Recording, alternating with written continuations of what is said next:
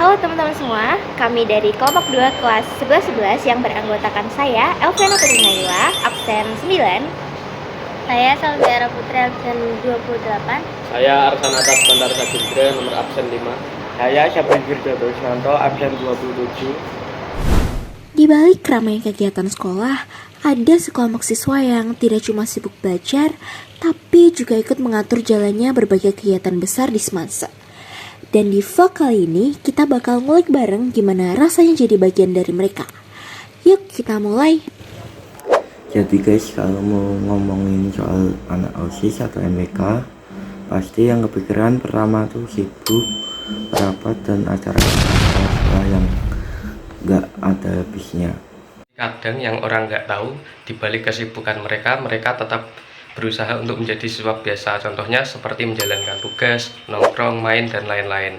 Berikut kita sudah menyiapkan 2 narasumber, yang satu dari MBK dan satu lagi dari OSIS. Penasaran? Langsung aja yuk. Oke, nama aku Asana Cikarati Muntaha, bisa dipanggil Cinta, dan jabatan aku di MTK sebagai Humas MTK.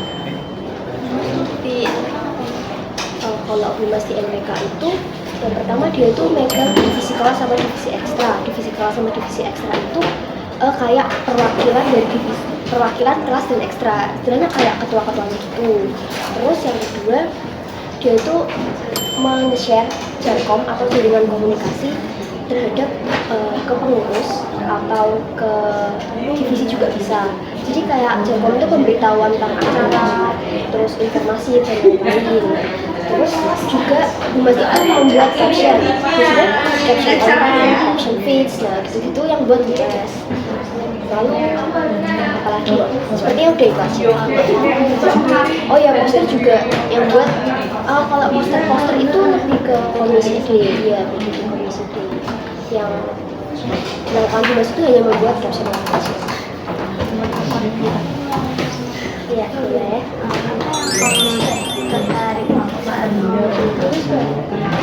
Jadi itu alasan apa itu karena sebelumnya tuh pas di SMP kan kayak istilahnya tuh nolak gitu ya, maksudnya kayak beneran gak ada kehidupan sama sekali. Aku nggak ikut organisasi, aku nggak, kalau ekstrakurikuler pun kayak aku nggak aktif gitu.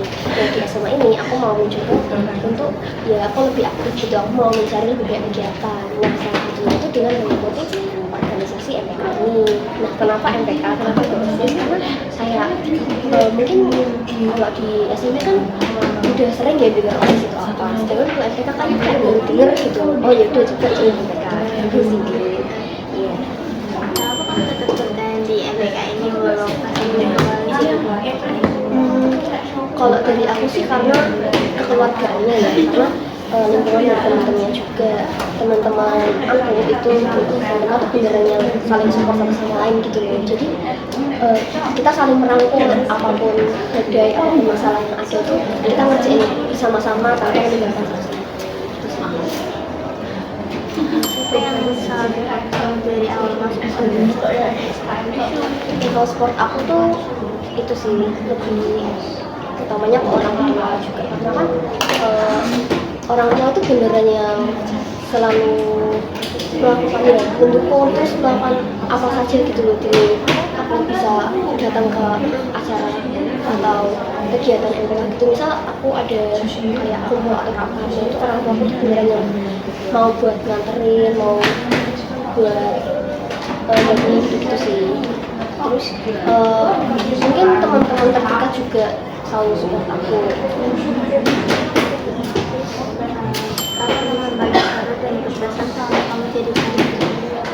Momen yang paling berkesan itu ada di proker evaluation sih. Jadi ya H-1 evaluation, terutama pas malamnya itu kan panitianya pada pulang malam karena pada mempersiapkan panggung dan segala macam. Itu tuh jadi pengalaman berharga lah, jadi pengalaman yang berkesan buat aku juga, karena ya aku baru pertama kali melihat panggung seperti itu terpajang di depan sekolah gitu. Terus warna-warni kayak apa ya, kesannya tuh wah gitu loh. Terus juga ngerasa pertama kali pulang malam demi program gitu sih, makanya saya rasa hanya sangat berarti ya apalagi ada gestarnya, tapi kebetulan pas itu aku nggak boleh sampai malam banget, jadi tidak sempat melihat gestarnya siapa. Ya tahu gestarnya siapa tapi nggak sempat melihat dia dari bersih gitu. Sempat dari bersih di situ. Iya. Biasanya kalau di MPK mandiri event atau kegiatan itu mandiri Kebanyakan itu di meeting room, soalnya itu kalau rata-rata pakai MPK tuh lebih ke apa ya, rapat-rapat gitu sih, bisa kayak rapat pleno, terus rapat ADART, dan itu memerlukan ya ruangan yang memfasilitasi PPT gitu, jadi banget namanya ruangan indoor. Nah tapi kalau RMPA itu proker MPK juga, tapi dia tuh lebih membutuhkan ruangan yang outdoor gitu, soalnya juga memerlukan panggung, terus di sana juga ada stand makanan, jadi kan memerlukan ruangan yang lebih luas. Nah itu biasanya dilaksanakan di lapangan hijau itu.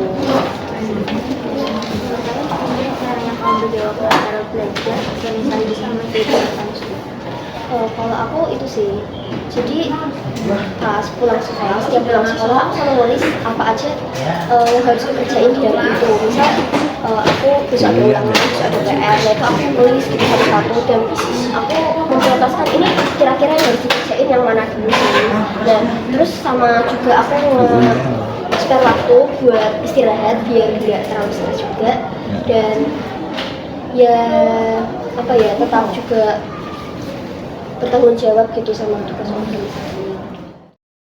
Jadi, karena tadi kita sudah ngomong atau bicara sama salah satu anggota MPK SMA Negeri 11 Semarang, nah sekarang kita bakal bicara nih sama salah satu anggota OSIS SMA Negeri 11 Semarang. Nih, di sampingku ada dia. Boleh minta tolong perkenalan? Halo, perkenalkan, nama aku Fatika Mulydia Ramadhani. Aku dari kelas 11-8 dan jabatanku di OSIS adalah Sekbid 6 OSIS. Nah, kalau boleh tahu di Sekbid 6 tuh tugasnya apa aja tuh? Nah, jadi Sekbid 6 itu dia yang pertama dia menaungi ekstrakurikuler KIR dan juga mengembangkan kreativitas serta kewirausahaan gitu. Kurang lebih seperti itu job desk-nya. Kalau denger Sekbid 6 pasti dengernya kebayang-bayang tuh danus. Bener banget, karena di sini Sekbid 6 itu kurang lebih mencari dana untuk proker-proker lah gitu, kurang lebih seperti itu. Jadi kalau kalian lihat OSIS Danusan berarti idenya dari Sekbid 6 guys. Kurang lebih. Nah, kita lanjut ke pertanyaan ini paling. Oke, pertanyaan pertama. Apa sih yang buat kamu dulu tertarik buat join OSIS atau MPK di awal-awal kelas 10 tuh? Karena yang pertama aku tuh pengen banget meningkatkan cara berorganisasi aku, karena dulu waktu di SMP tuh aku tuh belum pernah ikut organisasi apalagi OSIS sebelumnya. Jadi tuh aku pengen tahu gimana sih cara berorganisasi yang baik dan benar.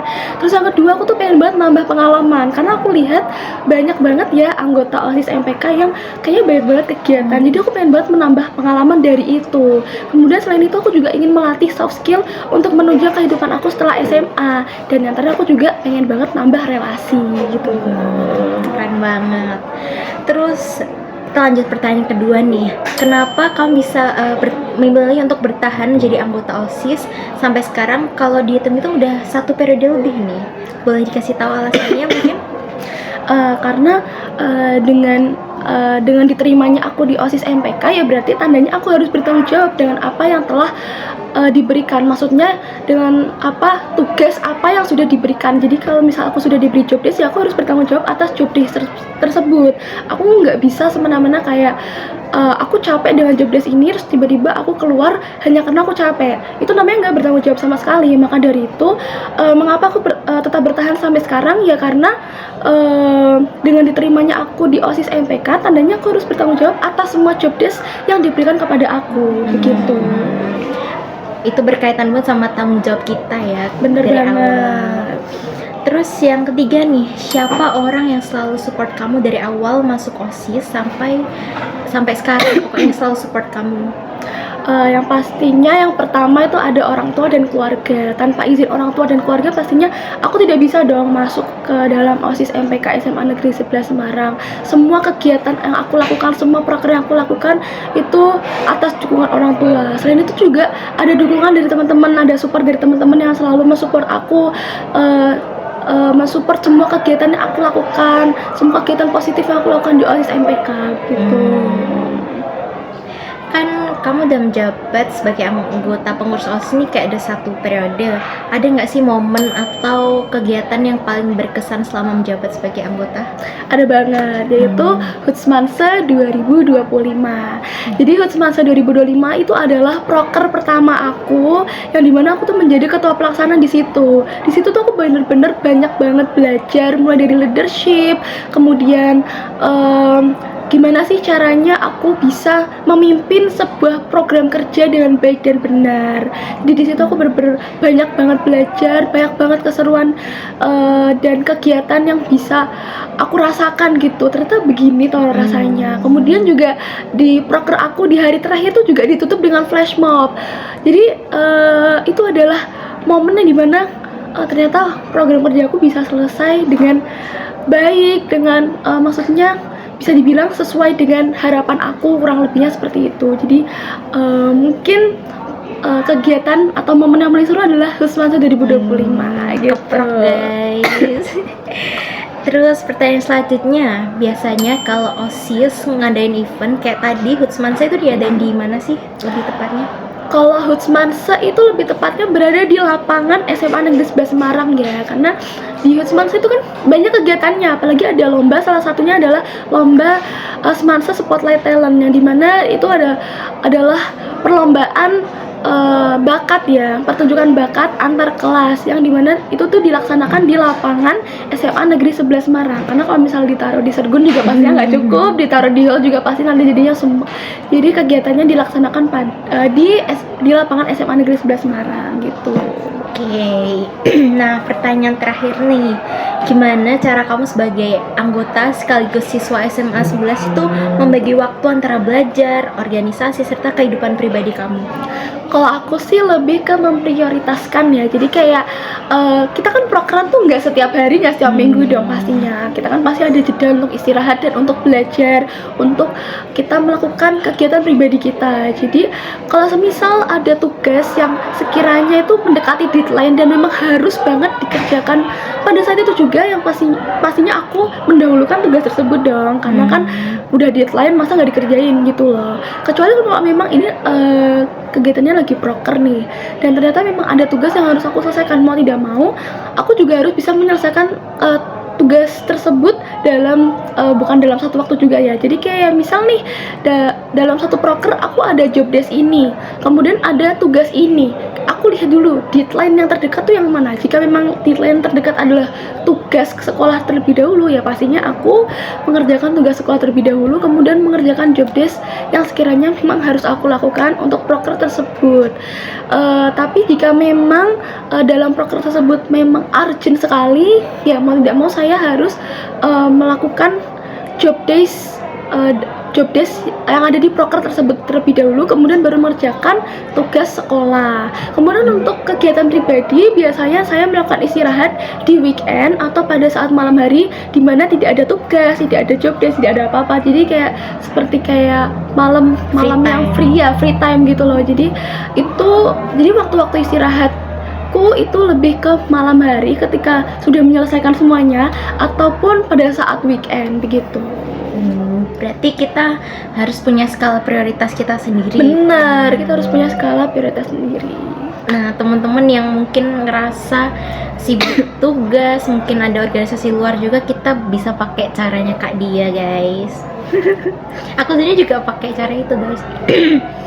Oke, sekian dari kita. Terima kasih banyak buat dia yang udah meluangkan waktunya. Sampai ketemu, guys. Dadah. Nah, teman-teman, jadi itu dia cerita di balik anak Semanse yang sekaligus menjadi anggota